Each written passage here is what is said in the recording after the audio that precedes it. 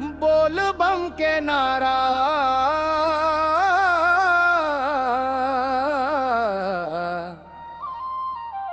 चले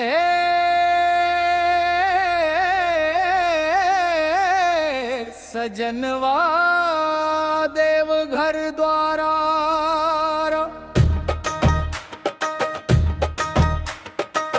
गंगा जल भर के कंवर सजाई, भोले बाबा के जय जय गाई।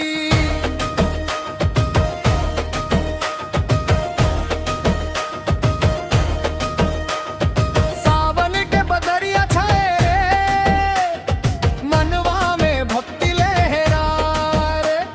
नंगे पाँव चली बाबा धाम, कांधे पे लागल पावन काम। डगरिया में थकान मिट जाई, जय शिव शंकर जब मुख से आई।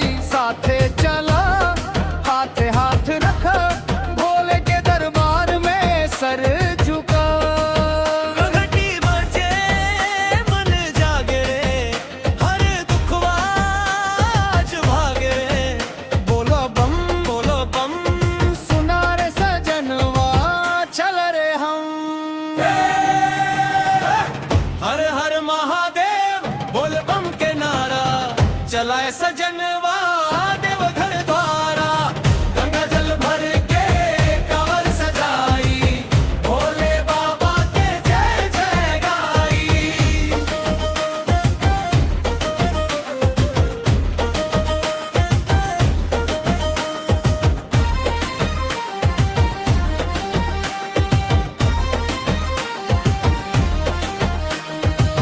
देवघर नगरी पावन धाम, जग में गूंजे शिव के नाम।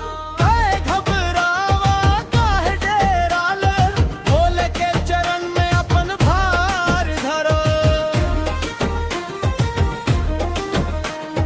मन के मुराद आज सुनाई, भोले बाबा कृपा बरसाई। सुख के सावन झूम के आई, सबके घर में ज्योति जगाई। जय शिव शंकर जय भोलेनाथ, दुख के बादल टूटे साथ। एक बेर सिर झुका के देखो, मांगल फले मनवा देखा। हर हर महादेव बोल बम के नारा, चले सजनवा